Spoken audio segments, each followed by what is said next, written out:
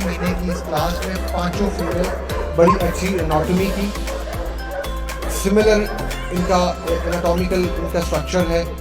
जो इश्यूज हैं, जो आपके शो पे आने का मकसद होना भी चाहिए कि आपको सीखने को मिले, आप अपने जर्मन शेफर्ड को इम्प्रूव कर सकें, अपनी ब्रीडिंग को इम्प्रूव कर सकें।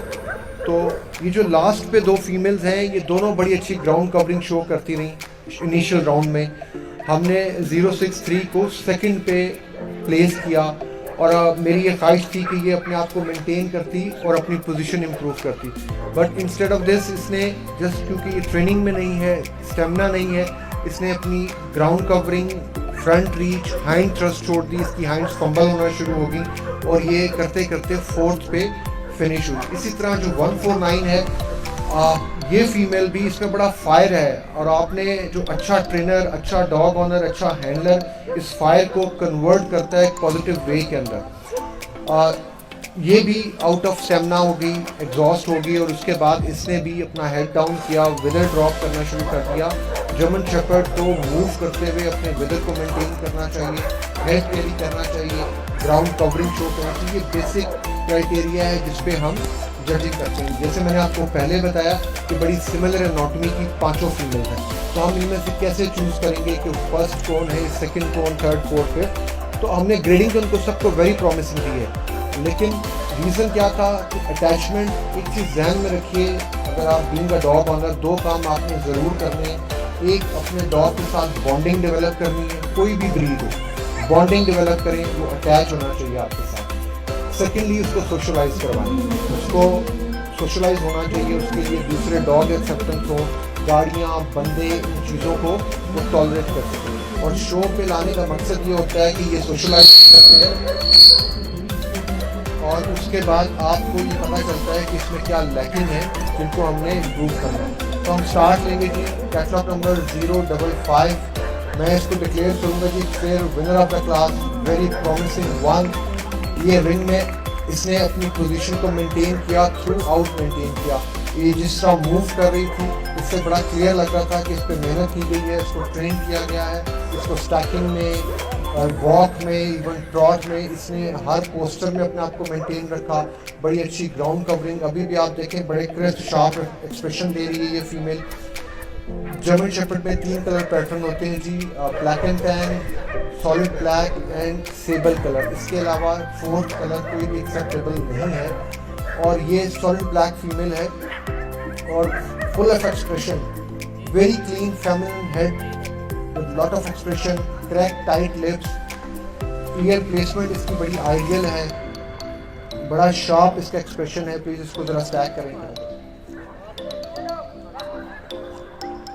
Very good length of neck, बड़ा खूबसूरत इसका आइडियली जो इसका फ्रंट एंगुलेशन है शोल्डर ब्लेड और अपर आर्म की, वो प्रोपोर्शन वाइज और एंगल वाइज बड़ी करेक्ट है। प्रोपोर्शंस जब हम कहते हैं तो मतलब इसको हम उर्दू में जिस्मानी तनासुब कहेंगे। प्रोपोर्शन में एक जो शोल्डर ब्लेड और अपर आर्म है ये 57 और 43 एक आइडियली होना चाहिए। उसके बाद एंगल जो है वो 45 डिग्री का होना चाहिए। जो शोल्डर ब्लेड है, अगर हाथ लगा के प्लीज बताइए शोल्डर ब्लेड को, ताकि लोगों को पता चले शोल्डर ब्लेड किसको कहते हैं।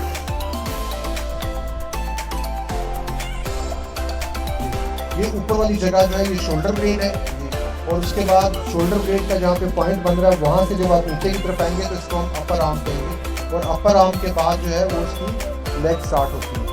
आपके नॉलेज के लिए मैं बता रहा हूँ कि जो हाइट में हम प्रोपोर्शन निकालते हैं, अगर 100% में से 55% जो है वो रिपकेज होना चाहिए, 45% उसकी लेग्स होनी चाहिए। तो ये प्रोपोर्शन वाइज, एंगुलेशन वाइज एक बड़ी करेक्ट फीमेल है। प्लस इसको ट्रेन बड़ा अच्छा किया गया जिसकी वजह से इसने बड़ा अच्छा परफॉर्म किया। Congratulation, very promising one. Catalogue number 054। Once again जी, super quality female puppy. Problem क्या है, इसको इनिशियली जब इसको हैंडलर जो पहले चला रहे थे उनसे बिल्कुल कंट्रोल नहीं हो रही थी, ना एक्सप्रेशन दे रही थी, ना अपनी ग्राउंड कवरिंग शो कर रही थी। तो उसकी वजह से हमने इसको 5th पे लेके चले गए थे। उसके बाद जब हैंडलर चेंज हुआ और इसने चलना शुरू किया तो ये इम्प्रूव करके 2nd पोजीशन पे आई। सेम पैरेलल क्वालिटी है इसकी, सॉल्ट एंड पेपर कॉम्बिनेशन में दोनों फीमेल्स हैं। बड़ा खूबसूरत क्लीन हेड है इसका, वेरी गुड एक्सप्रेशन, मजल, शोल्डर ब्लेड अपर आर्म बड़ा अच्छा है इसका, वेरी फर्म टॉप लाइन, बड़ी स्मूथ टॉप लाइन है इसकी, लेंथ ऑफ ग्रूप बड़ा अच्छा है, हाइंड एंगुलेशन बहुत खूबसूरत है। एंड आई विश कि ये इसको अगर आप प्रॉपर मेहनत करें, इसको ट्रेन करें तो ये अगले शोज़ में बहुत अच्छा परफॉर्म कर सकती है। ब्रीडिंग के लिए बड़ी आइडियल फीमेल होगी जी। Congratulations, very promising two, very promising थी। 053 अनफॉर्चुनेटली बड़ा इसमें डायनामिक मूवमेंट की शो कर रही थी, लेकिन उसके बाद इसको हमें पीछे करना पड़ा। अभी इसके पास एज है, इसके पास टाइम है कि ये अपने आप को डेवलप कर सके, और अगर ये अपने आप को इम्प्रूव करे तो इसके लिए भी बड़ा एक ब्राइट फ्यूचर है जी। Congratulation, very promising 063। और मैंने पहले बताया कि ये मैं समझ रहा था कि शायद ये इस क्लास में लीड करेगी, लेकिन क्योंकि जिस तरह की इसकी पोस्चर जो इसने मेंटेन किया अपने आप को वॉक और ट्रॉट में, और जो रीच शो कर रही थी, अपने वेदर को मेंटेन करती, head carry, but unfortunately lack of exercise stamina ये आके 4th पे फिनिश हुई है। Black and tan long hair female, black mask, once again beautiful expression, correct high withers, very good front, very good underline, length of croup इसकी बहुत अच्छी है, beautiful hind angulations. लेकिन just because of lack of training and exercise इसने अपनी हाइंड्स को fumble करना शुरू कर दिया था। डॉग जो है वो अपनी पिछली टांगें जिनको हम हाइंड्स कहते हैं वहाँ से थ्रस्ट मेंटेन करता है, तो इसने अपने आप को बिल्कुल लूज छोड़ दिया, इसकी वजह से ये यहाँ पे प्लेस हुई। सेम केस विद 149, बड़ी फायरी फीमेल, बड़ा फायर है इसमें, बड़ा टेम्परामेंट है, एटीट्यूड, लेकिन ट्रेनिंग एक्सरसाइज नहीं है, आउट ऑफ स्टेमिना, जिसकी वजह से इसने भी हमने ये राउंड्स जो हैं इस क्लास के हिसाब से इनको लगवाए हैं।